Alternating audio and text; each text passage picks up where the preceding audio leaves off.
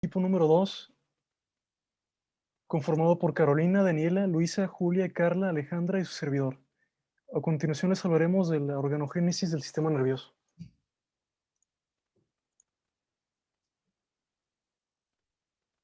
Muy bien, comenzando con las generalidades, retomaremos lo que inicia desde la tercera semana, que es la formación de la placa neural por un engrosamiento del ectodermo, que es la porción de hasta arriba de este disco trilaminar.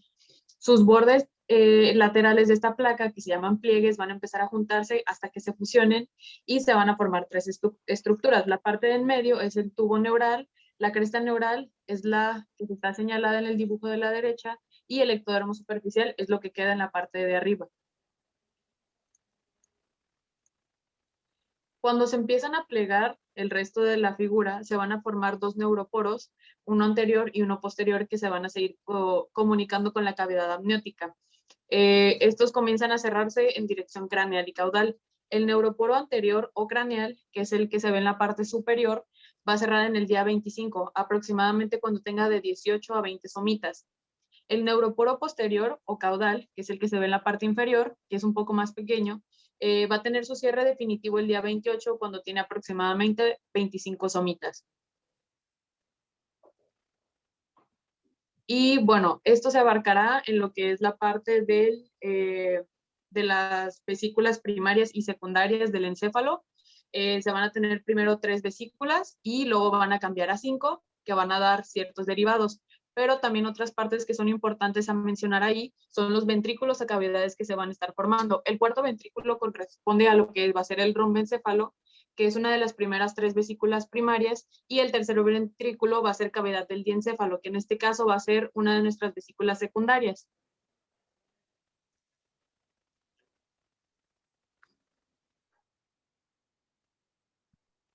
Bueno, la médula espinal. Bueno, la pared del tubo neural que está recién cerrado va a estar formado por células neuroepiteliales. Estas se van a distribuir en todo el espesor de la pared y formarán un epitelio pseudoestratificado grueso. Están conectadas a través de complejos de unión en el lumen. Una vez que el tubo neural se cierra, las células neuroepiteliales comienzan a transformarse en otro tipo de células que se caracterizan por el núcleo redondo y grande que tienen, con nucleoplasma pálido y un nucleolo con tinción oscura. Esas células son neuroblastos. Sí. Esas van a formar la capa del manto, que más tarde formará la sustancia gris de la médula espinal, y la capa marginal contiene fibras nerviosas que emergen de los neuroblastos de la capa del manto. Y la mielinización es la tonalidad blanca que adquieren estas células, que es la sustancia blanca, conocidas como la sustancia blanca de la médula espinal.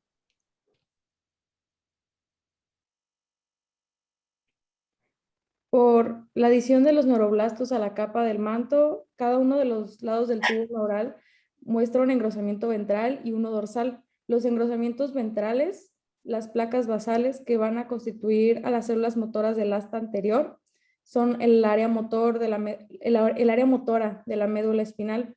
Los engrosamientos dorsales son las placas salares y estas van a formar las áreas sensitivas. El surco limitante es una hendidura longitudinal que va a marcar el límite entre estas dos áreas. Las porciones dorsal y ventral de la línea media del tubo neural son la placa del techo y del piso. Estas no tienen neuroblastos. Funcionan como vías para el cruce de fibras nerviosas de un lado a otro. Diferenciación histológica. Los neuroblastos se forman de manera exclusiva por la división de las células neuroepiteliales. Al inicio tienen un proceso central que se extiende hacia el lumen. Esto es llamado dendrita transitoria. Pero cuando migran hacia la capa del manto, este proceso desaparece y los neuroblastos durante algún periodo son redondos y apolares. Al avanzar, la diferenciación aparece en dos procesos citoplásmicos nuevos a lados opuestos del cuerpo celular y se forma un neuroblasto bipolar. El proceso en uno de los extremos de la célula se elonga con rapidez para constituir el axón primitivo. En tanto, el del otro extremo desarrolla una serie de arborizaciones citoplasmáticas, las dendritas primitivas. Esta célula entonces se conoce como neuroblasto multipolar y durante el desarrollo posterior se convierte en una célula nerviosa adulta o neurona. Una vez que se forman, los neuroblastos pierden su capacidad para dividirse. Los axones de las neuronas de la placa basal atraviesan la zona marginal y pueden observarse en el aspecto ventral de la médula espinal, conocidos de manera conjuntiva como raíz ventral motora del nervio espinal. Estos conducen impulsos motores desde la médula espinal hasta los músculos. Los axones de las neuronas del asta dorsal sensitiva, es decir, placa alar, se comportan de manera distinta a los del asta ventral. Penetran a la capa marginal de la médula, por lo que se dirigen ya sea hacia niveles más altos o más bajos para convertirse en neuronas de sucesión. Aquí ofrecemos una vista más completa a través de un corte transversal. Como pueden ver, está el asta dorsal, el asta ventral y la raíz ventral. Ahora, en el caso de las células de la glía, los glioblastos o células de sostén primitivas se forman cuando las células neuroepiteliales dejan de formar neuroblastos. Estos migran de la capa neuroepitelial al manto y ahí se diferencian en astrocitos protoplasmáticos y astrocitos fibrilares, que se encargan de dar soporte y desempeñan funciones metabólicas. Otras células importantes que se desarrollan a partir de las células de sostén primitivas son los oligodendrocitos. También se derivan de los glioblastos, como ya mencioné, y se encuentran en la capa marginal. Forman vainas de mielina alrededor de los axones ascendentes y descendentes. Otras células importantes son las células de la microglia, que tienen capacidad fagocítica y se forman del mesénquima vascular.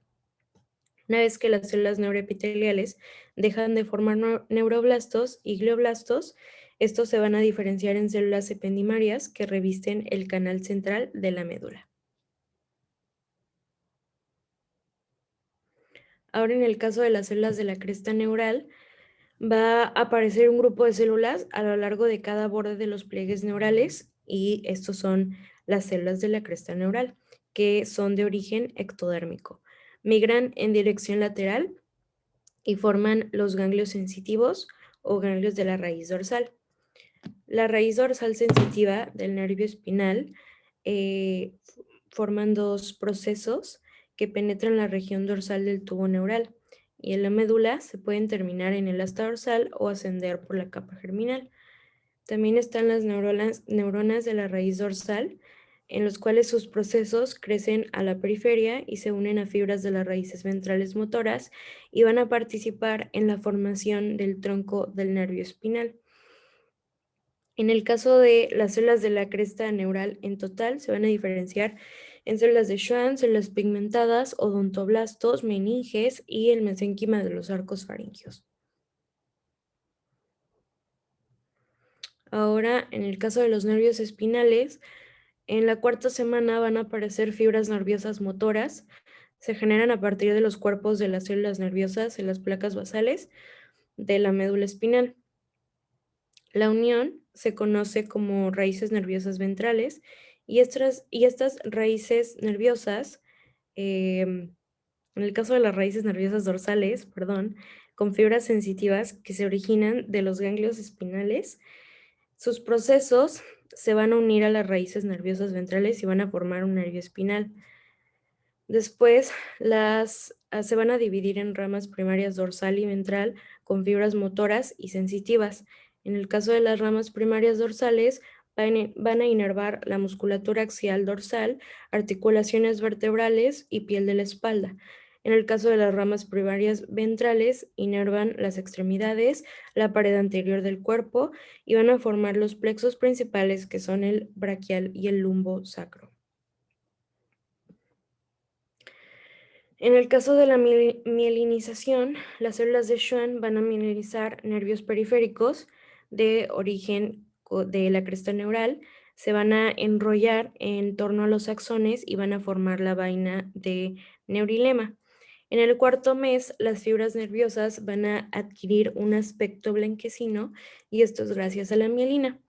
La mielina es la sustancia que envuelve y protege los axones de ciertas células nerviosas y cuya función principal es la de aumentar la velocidad de transmisión del impulso nervioso.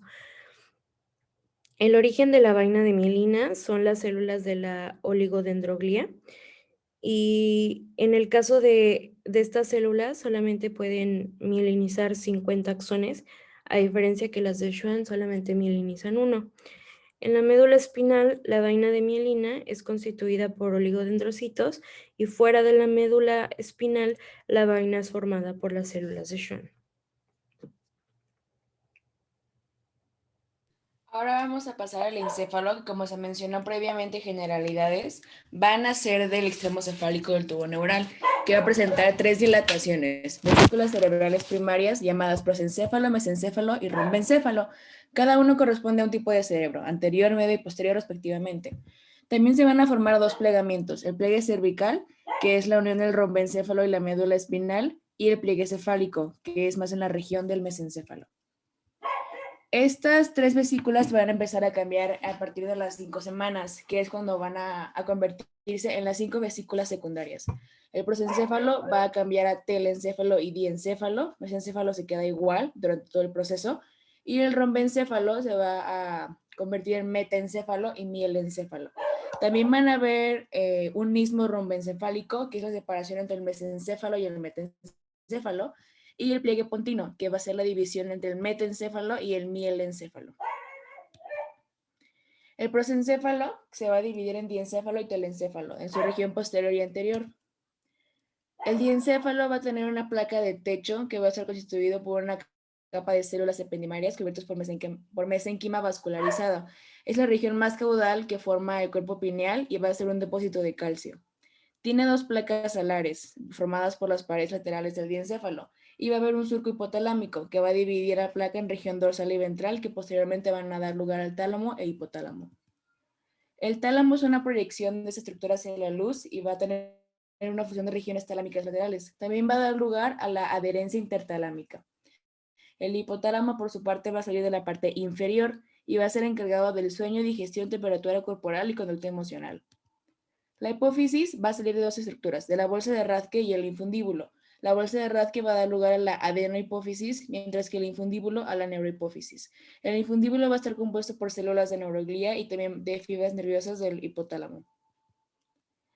Ahora, el telencéfalo, la otra parte del prosencéfalo, va a ser constituido por hemisferios cerebrales y la lámina terminal. Los hemisferios cerebrales van a salir del crecimiento anterior, dorsal e inferior de la estructura para dar lugar posteriormente al lóbulo frontal, temporal y occipital.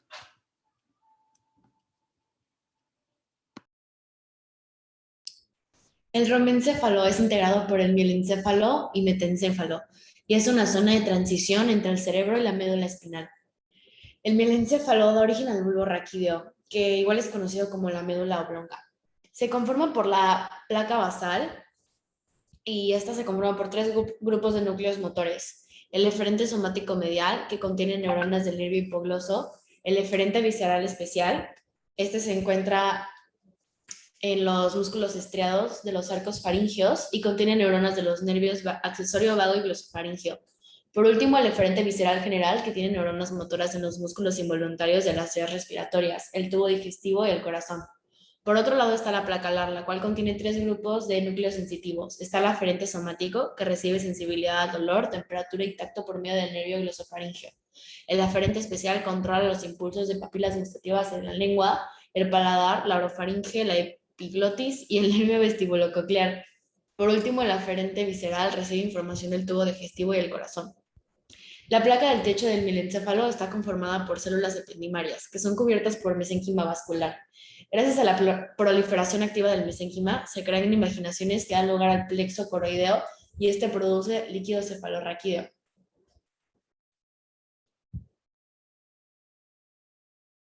El metencéfalo da origen al cerebelo y al puente. De igual forma se conforma por placas basales y alares con 3 núcleos motores y sensitivos respectivamente.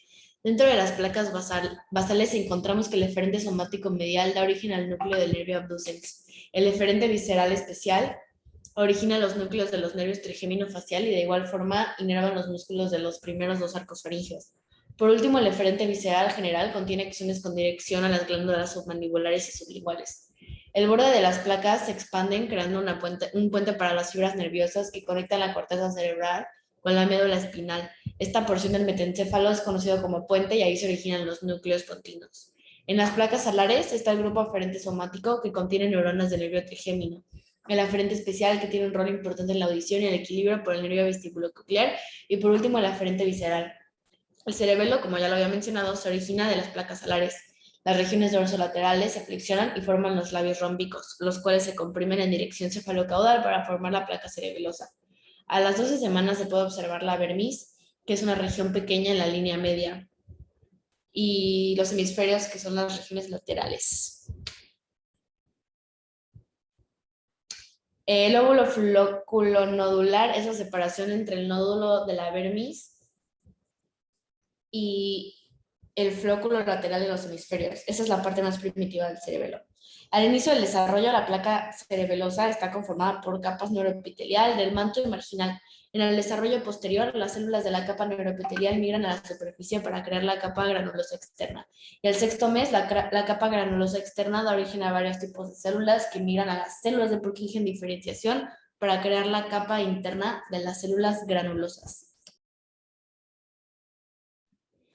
En el mesencéfalo, cada placa basal contiene dos grupos de núcleos motores. Un grupo eferente somático medial representado por nervios oculomotor y troquear que inervan las musculaturas del ojo, y un grupo eferente visceral general pequeño que está representado por el núcleo de Edinger que inerva al esfínter de la pupila.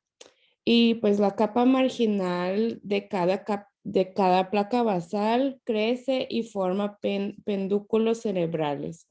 Y pues su porción anterior o pie perpendicular sirve como vía para fibras nerviosas que descienden desde la corteza cerebral hasta los centros anteriores en el pendiente a la médula espinal. Al inicio, las placas alveolares del mesencéfalo se aprecian como dos elevaciones longitudinales separadas por una depresión superficial en la línea de elevaciones media. Al alcanzar el desarrollo, lo surco transversal divide cada elevación en un olículo anterior y olículo posterior. Los olículos posteriores fungen como estaciones de relevo sináptico para reflejos auditivos. Los olículos anteriores actúan como centros de correlación y reflejos para impulsos visuales. Y los olículos están integrados por las olas de neuroblastos que migran hacia el interior de la zona marginal subyacente.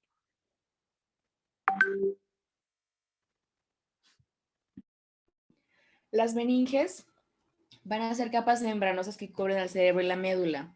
Van a ser la dura madre, la pía madre y la aracnoides, que la unión de estas dos va a generar la leptomeninges. Aquí se va a crear un espacio subaranoideo donde justamente va a correr el líquido cefalorraquídeo, donde aproximadamente sale medio litro al día y nace de los plexos coroideos. Su función es simplemente mantener en suspensión al cerebro para evitar la compresión de los nervios con su propio peso. Y aquí hay un resumen de las vesículas del cerebro con sus secundarias y qué derivados dan cada uno.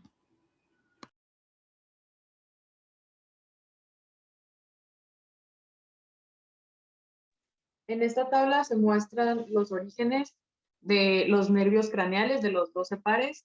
Podemos observar que el primero, que es el olfatorio, corresponde al telencéfalo, que es el primero o el más anterior de de todas estas vesículas que se mencionaron. Luego tenemos el óptico, que es el segundo, que se ubica en lo que es el diencéfalo. El oculomotor, por su parte, es del mesencéfalo, y lo que son del nervio troclear al vestibulococlear, que son del par craneal 4 al número 8, corresponde al metencéfalo. Y los últimos 4, que en este caso son el glosofaringio con el número 9 hasta el hipogloso con el número 12, corresponden a lo que es el mielencéfalo. Y en la parte de hasta la derecha de ambas tablas podemos mostrar qué es lo que inervan estos pares craneales.